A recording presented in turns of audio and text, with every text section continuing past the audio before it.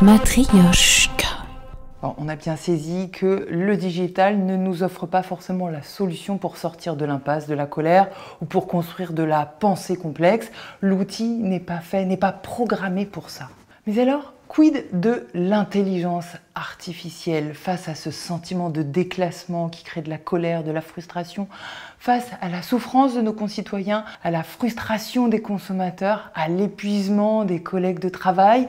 En quoi l'IA peut être un nouvel atout, un outil révolutionnaire? Gilles Babinet nous en dit plus. Tous les 100 ans, il y a une rupture de paradigme forte et c'est une profonde occasion de redistribution des cartes. Et donc, c'est l'occasion de création de nouveaux emplois, de création de nouvelles formes d'organisation sociale et économique. Et c'est l'occasion pour les gens, collectivement, de pouvoir s'emparer de ça, de se dire, bon, bah nous, par exemple, on veut créer des modèles d'économie circulaire et on va le faire à l'échelle de notre territoire. C'est ce qu'on peut probablement faire avec ça. Si on revient à des exemples très concrets, le sujet de la mobilité, de la diagonale du vide aujourd'hui avec un problème d'aménagement du territoire en France où certains se sentent complètement déclassés. Aujourd'hui, en quoi l'IA peut aider à mieux penser, par exemple, la gestion des flux et de la mobilité? La perspective qu'on a, c'est que le véhicule autonome arrive dans les 5 années en masse. Voilà. Les Tesla aujourd'hui sont à un niveau d'autonomie qui est vraiment très élevé. Hein, ça peut se balader à peu près partout. Mais ce n'est pas la Tesla qui va transporter les gens dans les territoires, on est d'accord. Parce que c'est un produit de luxe, c'est pas pensé pour ça. Mais avec une baisse du coût du véhicule autonome qui est à peu près d'un facteur 2 tous les 10-12 mois, on va assez rapidement réussir à faire en sorte que ce soit une technologie populaire. Quand vous faites ça, la notion de propriété du véhicule n'a plus de sens. Parce que votre véhicule, finalement, il est autonome et donc il peut fonctionner sans vous. Donc il peut être partagé avec d'autres personnes. Et par ailleurs, le véhicule cible, c'est plus tellement la voiture individuelle, c'est plutôt une sorte de minibus avec 8 personnes dedans, qui est capable de faire un petit détour pour déposer quelqu'un juste à côté de là où vous habitez, et puis de prendre quelqu'un d'autre à l'endroit. Et ça, c'est pas science-fictionnel? Non, c'est pas science-fictionnel. Ça veut dire que ça repense toutes nos infrastructures. On n'a plus besoin de garer les voitures devant chez soi ou dans son garage. On n'a plus besoin d'avoir 91% de l'espace public qui est utilisé pour le véhicule individuel. Ça change beaucoup, beaucoup de choses. Et il faut commencer, dans la planification du temps long, c'est-à-dire les grosses infrastructures que l'on construit, à commencer à penser ça. Par exemple, l'Île-de-France, la majorité partie du territoire de l'Île-de-France, c'est du territoire quasi rural, c'est du périurbain ou du rural. Ouais.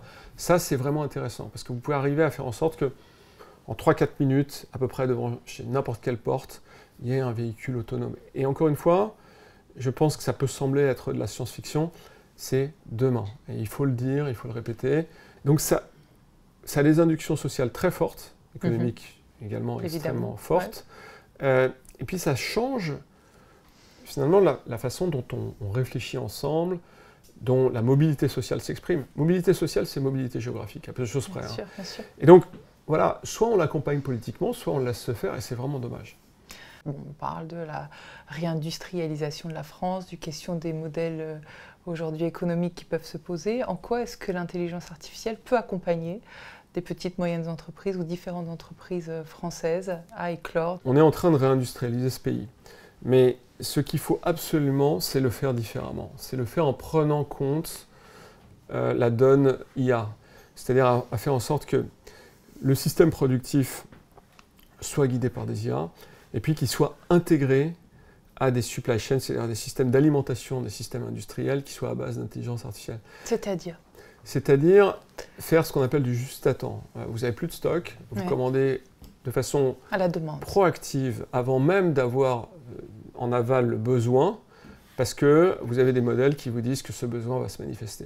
Et donc vous êtes capable de produire plus vite, de produire mieux, surtout de produire de façon beaucoup plus décarbonée.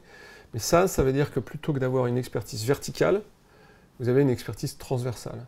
Donc vous n'êtes plus uniquement un fabricant de voitures, vous êtes un orchestrateur de sous-traitants et vous êtes un exploitant de voitures. Vous êtes celui qui fait fonctionner le véhicule autonome dont on vient de parler. Ça veut dire que tous les modèles sont en train de se redessiner différemment. Mais moi qui suis petit entrepreneur ou grand entrepreneur, quelle est ma marge de manœuvre pour pouvoir repenser mon modèle et gérer mes flux différemment? Est-ce que juste j'investis sur un nouveau système d'intelligence artificielle qui va me permettre de gérer mes flux différemment? Le vrai sujet, c'est d'arriver à faire en sorte que collectivement, à une échelle locale, régionale, on arrive à embarquer l'ensemble de ces artisans, de ces TPE, dans une logique productive différente.